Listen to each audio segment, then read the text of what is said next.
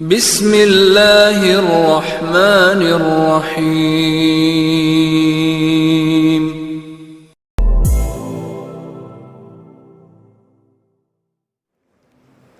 Ya sebenarnya laporan aja sama ketua udah beli baru. Assalamualaikum warahmatullahi wabarakatuh. Alhamdulillahi rabbil alamin. Wassalatu wassalamu ala asyrafil anbiya'i wal mursalin. Sayyidina wa habibina wa syafi'ina wa maulana Muhammadin wa ala alihi wa ashabihi ajma'in. La haula wa la quwwata illa billahil aliyyil azim. Amma ba'da.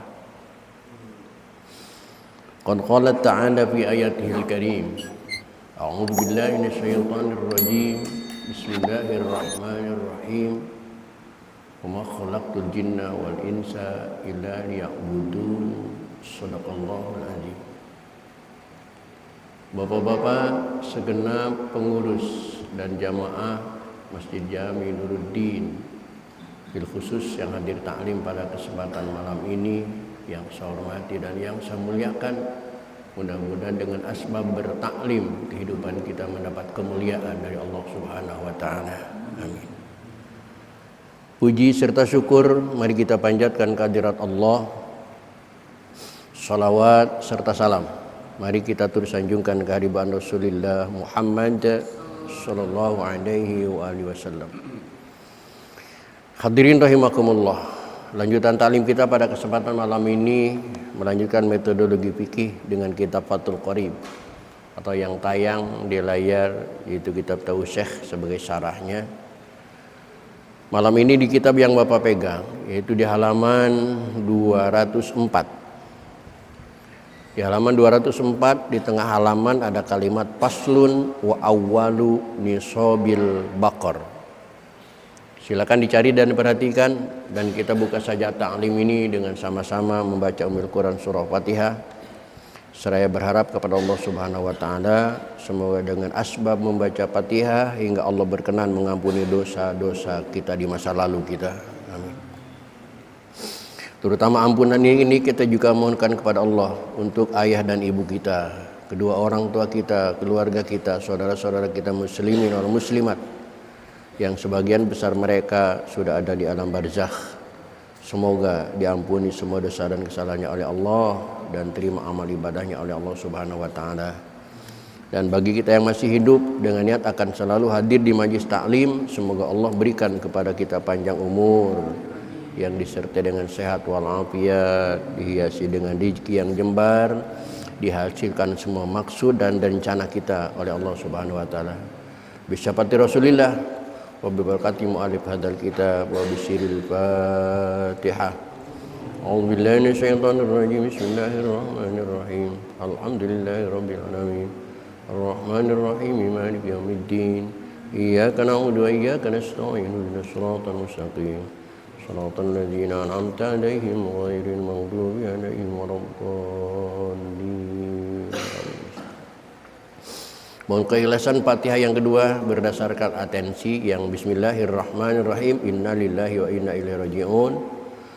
Mohon Fatihah untuk adik saya Sri Utami, wafat tadi pagi jam 9.025. Nama lengkap Sri Utami bin Makdum. Ini dari adik dari sesepuh kita Bapak Utoyo. Mudah-mudahan Sri Utami binti Makdum ini diterima semua amal ibadahnya oleh Allah, diampuni semua dosa dan kesalahannya oleh Allah Subhanahu wa taala, dan ditempatkan di kuburannya seakan surga Allah Subhanahu wa taala. Bisyafaati Rasulillah wa barakati al-Fatihah. A'udzubillahi minasyaitonir rajim. Bismillahirrahmanirrahim. Alhamdulillahirabbil alamin. Arrahmanir rahim. Maliki yaumiddin. Iyyaka na'budu wa iyyaka nasta'in. Ihdinas siratal mustaqim. Shiratal ladzina an'amta 'alaihim ghairil maghdubi 'alaihim waladdallin. Terima kasih. Hadirin kaum muslimin rahimakumullah, silakan perhatikan halaman 204. Bismillahirrahmanirrahim. Faslun, pasal kali ini akan menjelaskan nisab kewajiban zakat untuk peternak sapi. Ada di antara kita yang ternak sapi? Karena ini termaktub di dalam kitab, maka kita harus pelajari. Walaupun kita tidak melaksanakan hal ini. Karena Rasulullah SAW mengatakan, innal mu'mina, sesungguhnya orang yang beriman, idza ta'allama baban minal ilmi, apabila mau mempelajari satu bab saja dari ilmu, satu pasal saja dari ilmu, amila bihi aw lam ya'mal, apakah ilmu itu dipraktekkan atau tidak, apakah kemudian diamalkan atau tidak, belajarnya saja, kata Rasulullah, khairun min alfi rakaatin tatawuan, pahalanya itu lebih baik daripada sholat sunnah 1000 rakaat. Masya Allah. Jadi duduk kita di sini beberapa menit punya pahala 1000 rakaat. Amin ya Allah. Karena prakteknya di antara kita kayaknya tidak ada yang beternak sapi. Makanya setiap Idul Adha juga perlu membeli sapi. Udah belinya 2, kabur lagi ke jalan tol. Wa awwalu nisabil baqar, dan permulaan nisab sapi. Kalau kita peternak sapi, punya sapi 10 belum wajib zakat. Berbeda dengan unta kemarin, punya 5 saja sudah berkewajiban mengeluarkan zakat. Kenapa unta 5 saja sudah berkewajiban mengeluarkan zakat? Karena unta lebih mahal dan lebih besar daripada sapi. Karena sapi lebih kecil daripada unta, maka punya 5 ekor sapi belum berkewajiban mengeluarkan zakat. Berapa nisab zakatnya? Salah suna, ialah 30 ekor. Kalau kita peternak sapi sudah memiliki 30 ekor sapi, maka baru payajibu fiha, maka wajib padanya, wa fi ba'din nuskhi, dan dalam sebagian kitab kalimatnya wa fihi, dan padanya nisab tabiun, seekor sapi tabi. Semacam apa sapi yang disebut sapi tabi? Yaitu ibnu sanatin, yaitu sapi yang umurnya baru 1 tahun.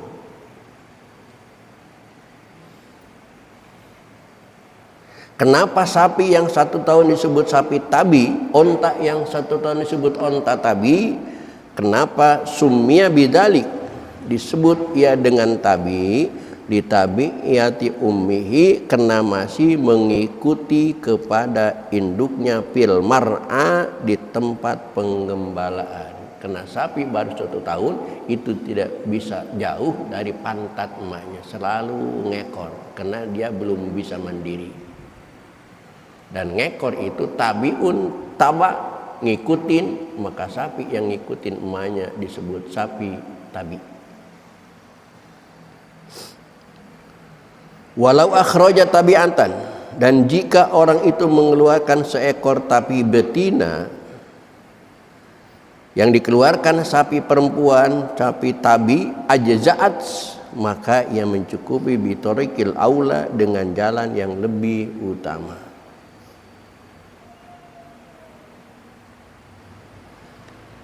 Wa yajibu fi arba'ina, dan wajib pada 40 ekor sapi. Musinatun, yaitu seekor sapi musinnah.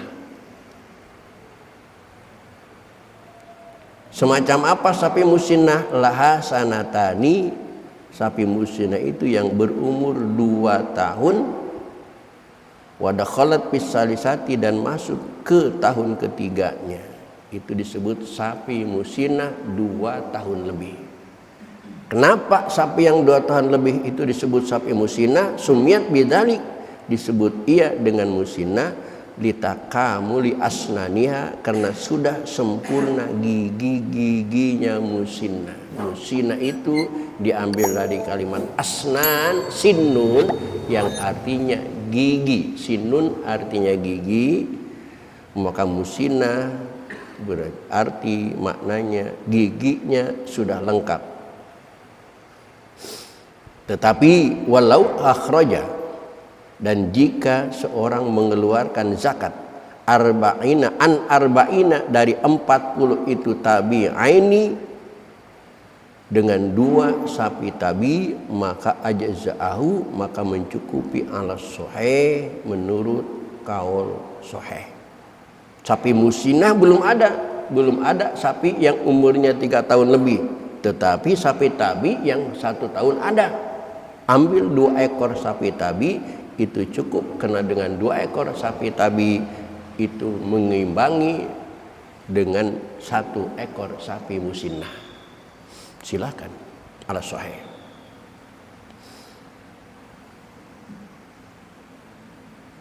Wa ala hada, dan atas perhitungan ini abadan selamanya, fakis, maka ukullah setiap 40 ekor sapi musinah.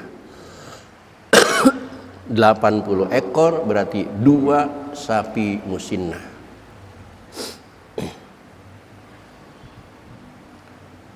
Tapi kalau sudah 120 wapi mi'atin wa isrina, dengan dan pada 120 ekor sapi salasu musinnatin, itu 3 ekor sapi musinah, atau arba'atu atsbi'atin, atau 4 ekor sapi tabi.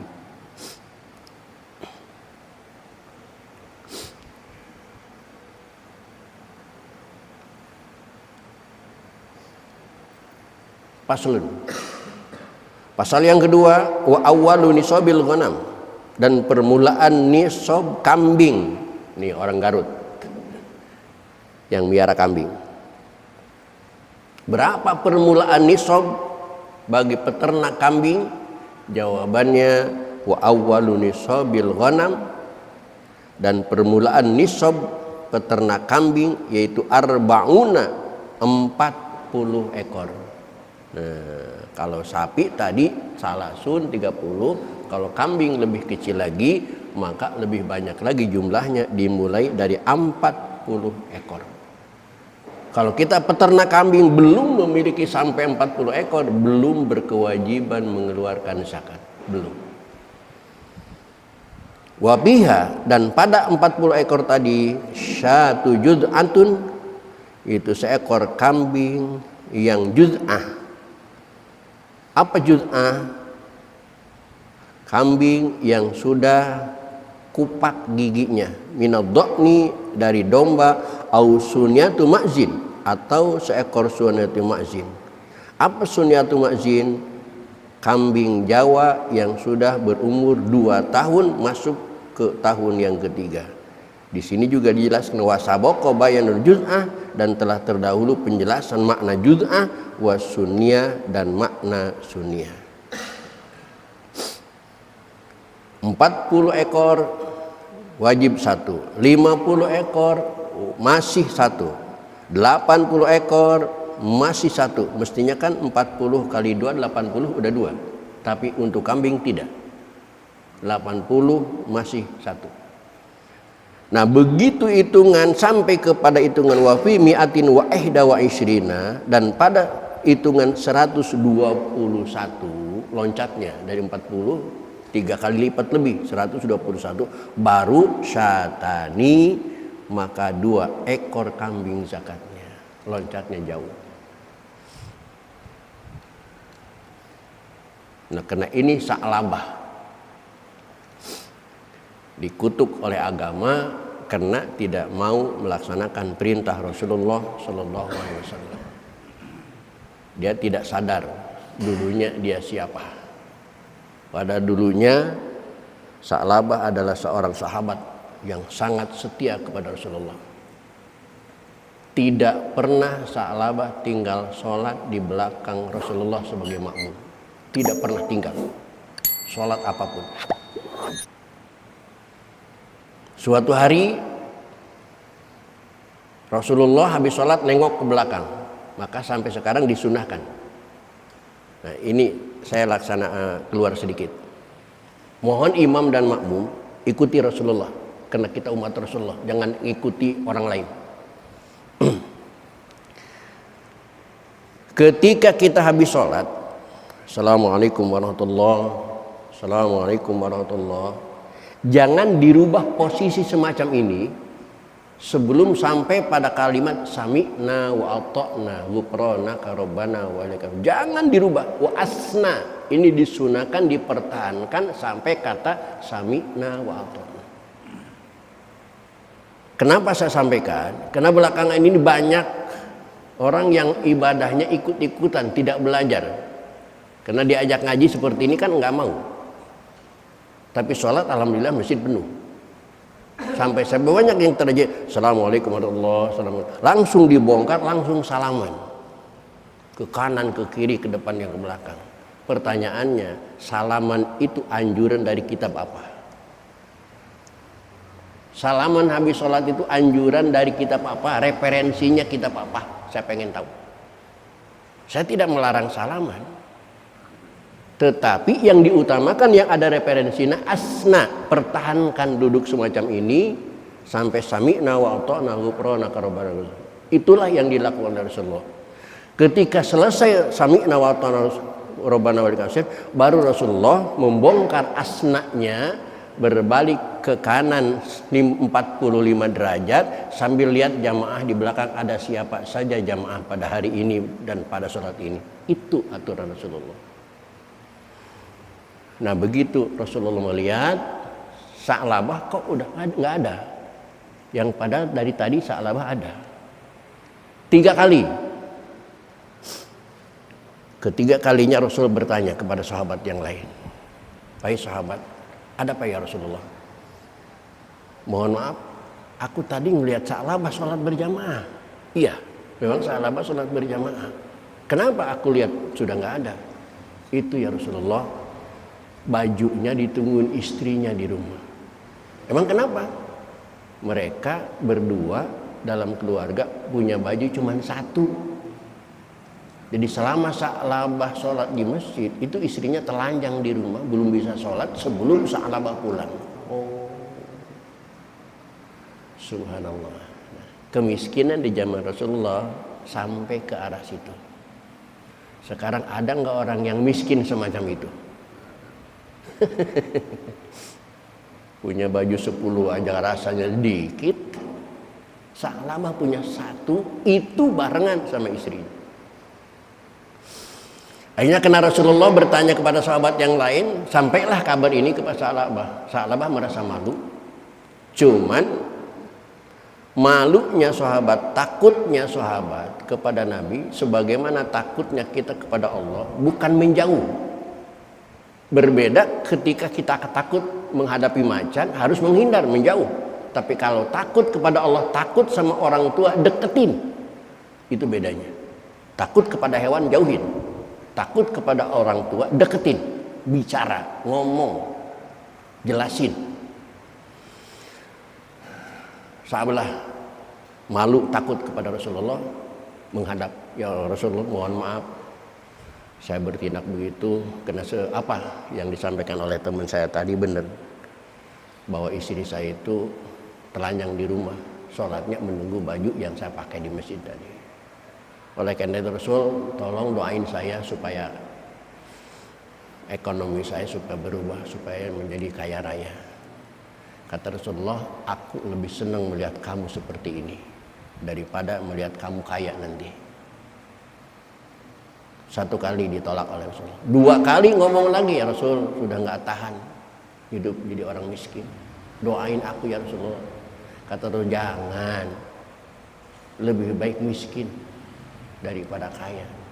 Karena kaya belum tentu kamu bisa memanfaatkan kekayaan. Kan di dalam kitab dijelaskan, Nabi Sulaiman aja masuk surga itu terlambat 500 tahun ketimbang nabi-nabi yang lain. Begitu nabi-nabi yang lain sudah di surga, apalagi Nabi Muhammad pertama, baru datang Nabi Sulaiman. Sulaiman baru datang, ngapain lu? Ngurusin harta. Itu sekelas Nabi Sulaiman. Ya apalagi Sulaiman Nuruddin.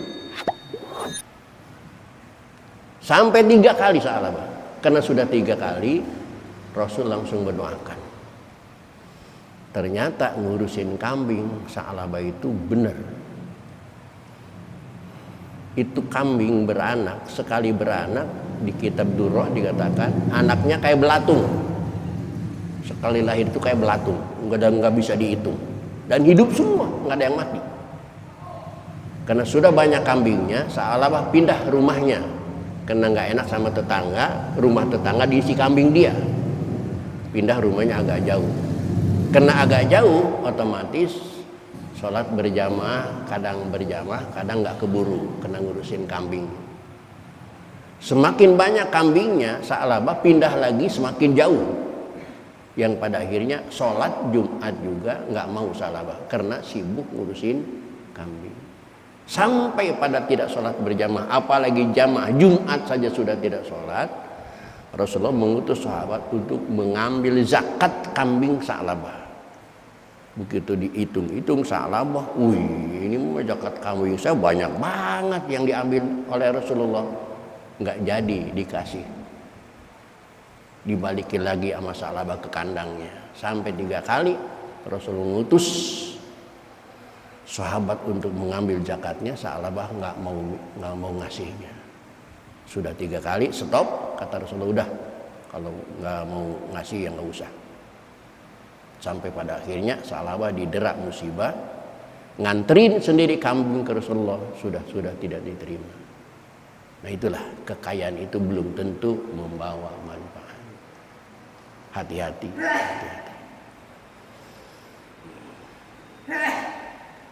Padahal kalau kita lihat di sini ajaran Rasulullah, sumpi kulli mi'atin syatun, kemudian pada tiap-tiap 100 ekor kambing itu 1 ekor kambing zakatnya. Padahal murah zakat kambing. Kambing 100 kalau semua digiring di depan masjid, penuh nggak depan masjid? Penuh 100 ekor kambing, zakatnya cuma 1.